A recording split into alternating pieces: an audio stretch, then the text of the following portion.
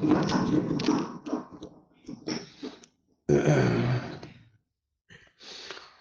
اللہ الرحمن الرحیم۔ اللہ تعالیٰ نے قرآن پاک میں سب سے پہلے سورۃ فاتحہ کو بیان فرمایا۔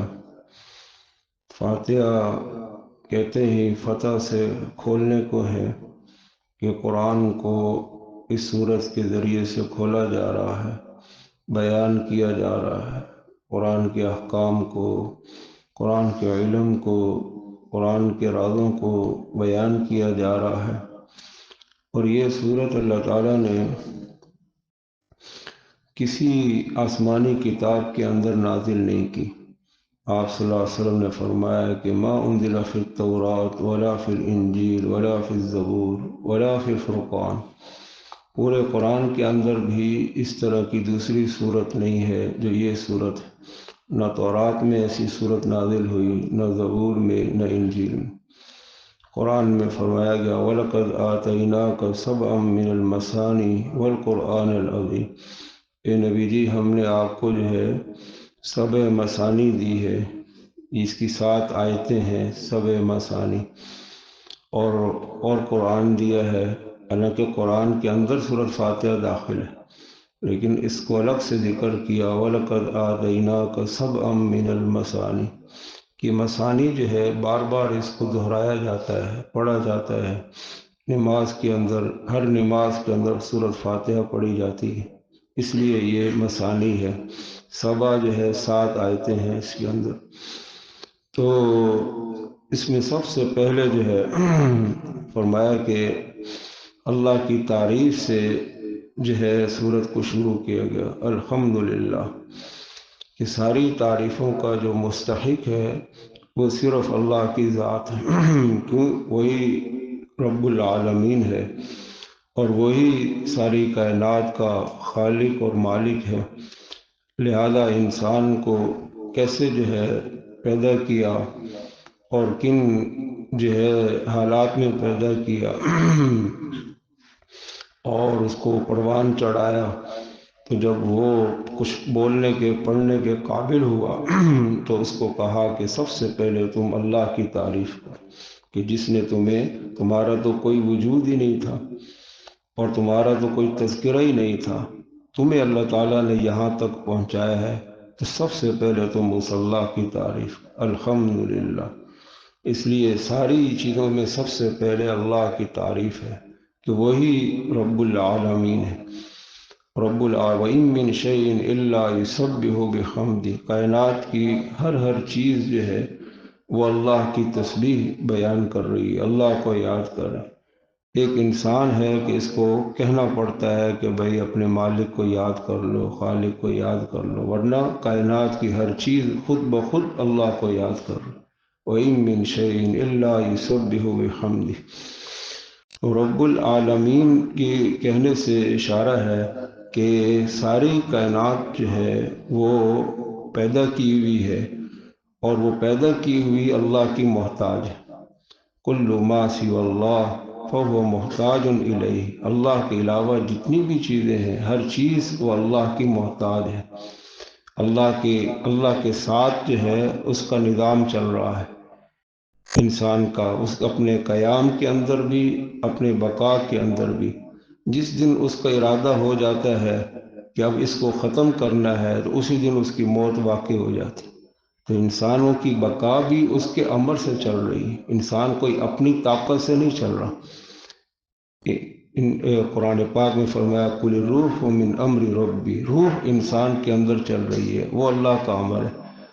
جیسے ہم جو ہے کوئی آدمی فوت ہو جاتا ہے تو ہم کہتے ہیں کہ امر ربی، کہ اللہ کا حکم تھا چلے گئے، یعنی تمہیں اللہ کا حکم چلا رہا ہے، تم اپنی طاقت سے نہیں چل رہے، تم پیسوں سے نہیں چل رہے، تم حکومتوں سے نہیں چل رہے، تم اللہ سے چل رہے، اللہ کی طاقت سے چل رہے، لہذا تم اللہ کے محتاج ہو۔ تو رب العالمین کہنے کے اندر یہ ہے کہ ساری کائنات جو بنی ہوئی ہے تو وہ اپنے قیام میں، اپنے بقا میں وہ اللہ کی محتاج ہے، اللہ کی محتاج ہے۔ اور رب العالمین وہی ہوتا ہے جو ہر چیز کا خالق بھی ہو، ہر چیز کا علم بھی رکھتا ہو، اور وہ حکیم ذات ہو، اور وہ قادر ذات ہو، اور وہ قدیم ذات ہو، وہ رب العالمین ہوتی کہ ساری کائنات کو پیدا کیا، کسی حکمت سے پیدا کیا، اور ساری کائنات کو جو پیدا کیا ہر چیز کے اوپر وہ قادر ہے، وہ علی کل شیء قدیر۔ یہ نہیں ہے کہ یہاں تک کہ ایک پتا بھی جو ہے وہ اللہ کی مرضی کے بغیر نہیں گرتا، ما تسقط من ورقۃ الا یعلمها، ایک پتے کا علم ہے۔ اور اللہ کی ذات جو ہے قدیم ذات ہے کہ اس سے پہلے کوئی نہیں تھا، وہ الاول لا بدایہ، وہ پہلے ہے، اس سے پہلے کوئی چیز ہی نہیں ہے، سب کچھ بعد میں بنا ہوا ہے، سب کچھ بعد میں بنا ہوا ہے، کوئی اس سے پہلے، زمانہ بھی اس سے پہلے نہیں ہے، مکان بھی اس سے پہلے نہیں، وہ خود زمانے سے مکان سے خود پاک ذات ہے، اس کو کہتے ہیں کہ وہ رب العالمین۔ تو اللہ تعالیٰ نے قرآن پاک کے اندر دوسری جگہوں پہ بھی اپنی اسی طرح الحمدللہ الذی خلق السماوات والارض، کہ کائنات کا، آسمان و زمین کا خالق ہے، تو وہ بھی رب العالمین کے اندر داخل ہے۔ الحمدللہ الذی انزل علی عبدہ الکتاب، یہ اللہ تعالیٰ نے کہا کہ ساری کائنات کو میں نے پیدا کیا، تو اب جو انسان کی تربیت کی چیز ہے وہ بھی اللہ تعالیٰ نے ہی پیدا کی۔ انسان کی تربیت جو ہے وہ دنیا کی کتابوں سے نہیں ہو سکتی، جتنا مرضی پڑھا لو۔ آج دنیا کے اندر جتنا علم چل رہا ہے اتنا ہی انسانوں میں بگاڑ پیدا ہو رہا ہے، کیوں؟ وہ انسان کی تربیت کی چیز ہی نہیں ہے۔ انسان کی تربیت کی چیز وہ آسمان سے، جیسے انسان آسمانوں سے آیا ہے، اس کی تربیت کی چیز بھی آسمانوں سے آئی ہے۔ الحمدللہ الذی انزل علی عبدہ الکتاب، الحمدللہ الذی لہ ما فی السماوات وما فی، ساری کائنات کا مالک اللہ ہے، خالق بھی اللہ ہے، مالک بھی اللہ ہے۔ اور تو یہ ساری چیزیں اللہ تعالیٰ بتا رہا ہے اس سورۃ فاتحہ کے اندر کہ جب انسان اس اللہ کے سامنے کھڑا ہوتا ہے تو جب رب العالمین کہا تو گویا کہ اپنی احتیاج کا اس نے اظہار کر دیا کہ اللہ میں آپ کا ہی محتاج ہوں۔ تو محتاج آدمی اپنے مالک کے سامنے کیسے چلتا ہے، کیسے چلتا ہے؟ آج کسی کو ہو نا کہ بھئی یہ چیز اللہ کا حکم ہے، اس طرح نہ کرو، تو وہ آگے سے اکڑتا ہے، بھئی تو مملوک ہے، تو مالک کے حکم کے آگے اکڑ رہا ہے، تیری حیثیت کیا ہے؟ مملوک آدمی وہ اپنے آقا کے آگے کوئی آنکھیں دکھاتا ہے اپنے آقا کو؟ آج لوگ جو ہے وہ دین میں آنکھیں دکھا رہے ہیں، اللہ کو آنکھیں دکھا رہے ہیں۔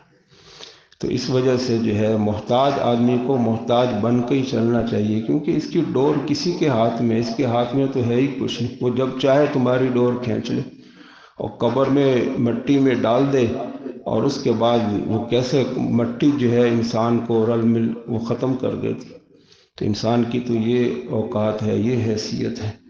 تو جب رب العالمین کہا نماز کے اندر تو گویا کہ آپ کے سامنے ایک نقشہ ہونا چاہیے کہ میں اپنے مالک اور خالق کے سامنے کھڑا ہوں اور میں اسی کا محتاج ہوں اور ساری کائنات اس کی محتاج۔